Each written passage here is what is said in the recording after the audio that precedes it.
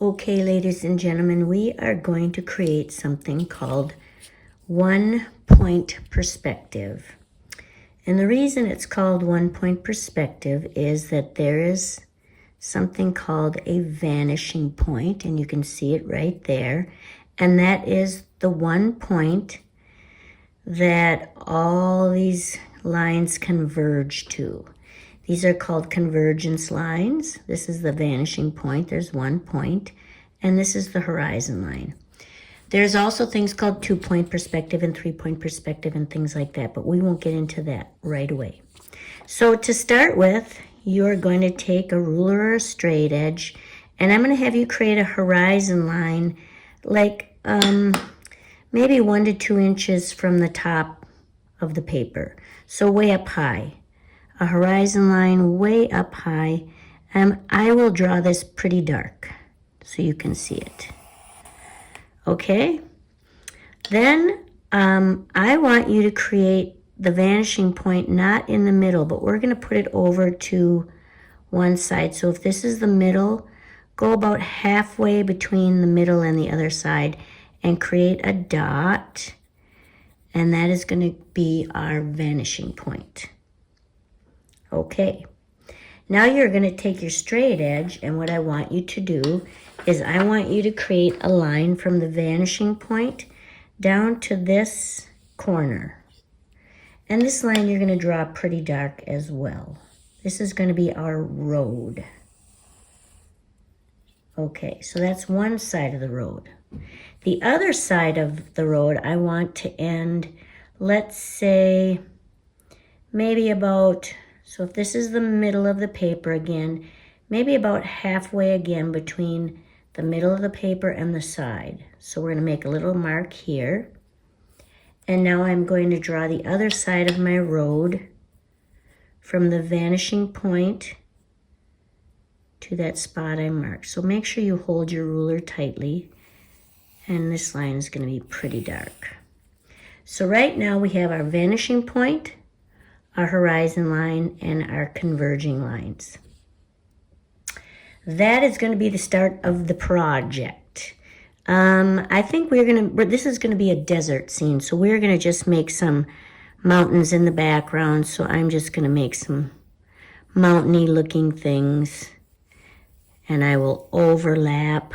I'll even put one way back here, and I'll put another mountain right here and one over there.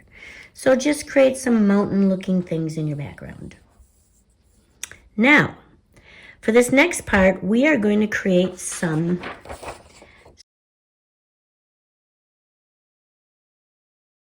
cactuses on this left side. And to do that, we're going to pretend all these cactuses are the same size. And as we talked about before, you know that as things get closer to the horizon line, they look smaller. Okay? So we have to make these look smaller going back to the horizon line. So to help us do that, we are going to do some guidelines. And I'm going to draw these very, very lightly. So this guideline is going to start just up from the left side of the paper about 1 inch. That's the first one. And I am going to draw this line very, very, very lightly. Or you're going to draw it lightly. I'm going to draw mine in red so you can see it.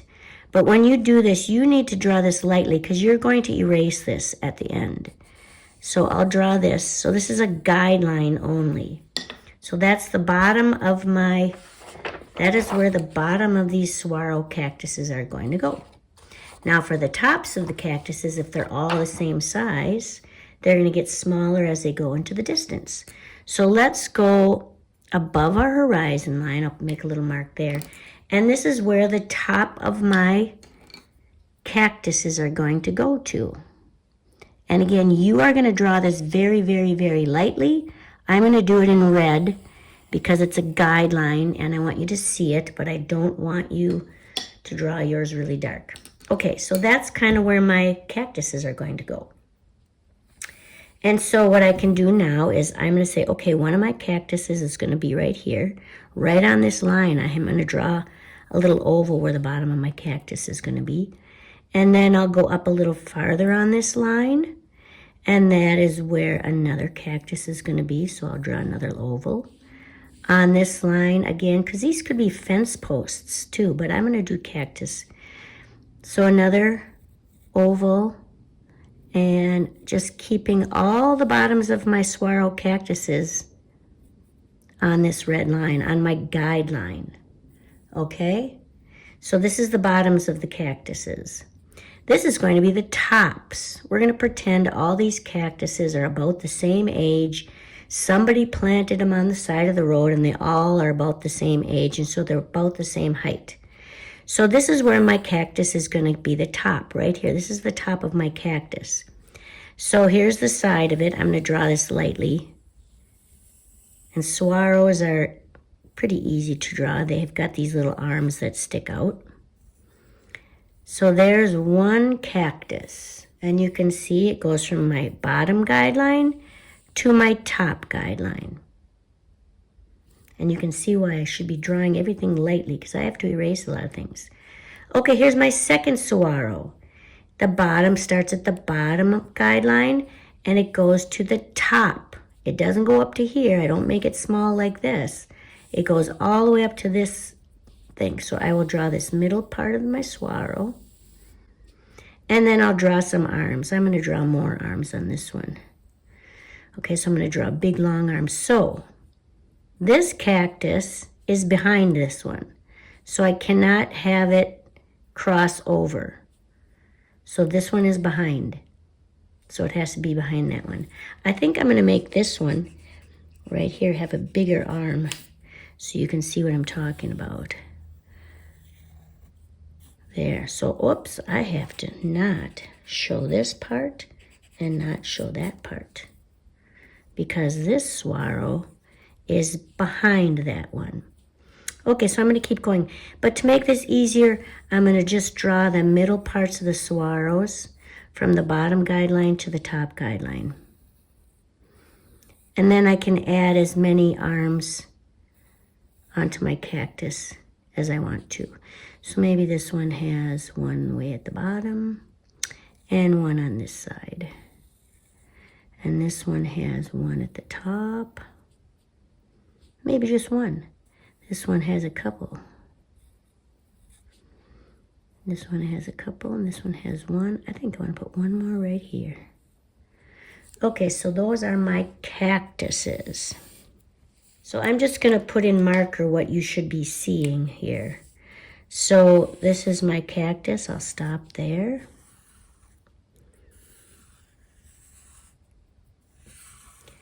So we'll do it in pencil first, and I think we will go over it in markers so that you can tell what parts you need to color.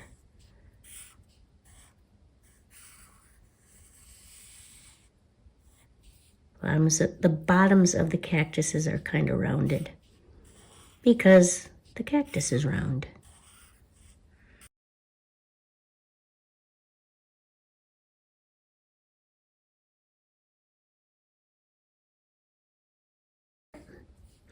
I would also use a marker on my roadside. I'm going to make this a little thicker, kind of be like a curb type of thing.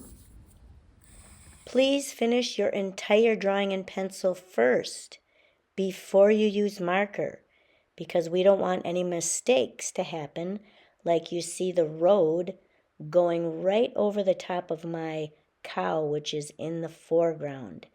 Things in the foreground should overlap anything in the background. So please use a pencil first, then trace over in marker. Okay, here is my drawing. So you can see things in the foreground are larger. Sometimes they don't even fit on the page, you know, like you see a big selfie with somebody's face on it. Or maybe you see this cow partially on the paper because he's up so close right at your camera. So that's the foreground, and there's a lot of details. You can see details when you're up close. So things in the foreground should have a lot of detail. Middle ground, you start losing some of the details. Of course, they get smaller. And in the background, you can see my herd of cows over here. teeny tiny. You can barely tell they're cows. Well, you probably can't even tell they're cows. But they look like creatures of some kind. And these are so far back, they just look like dots. So that's the background.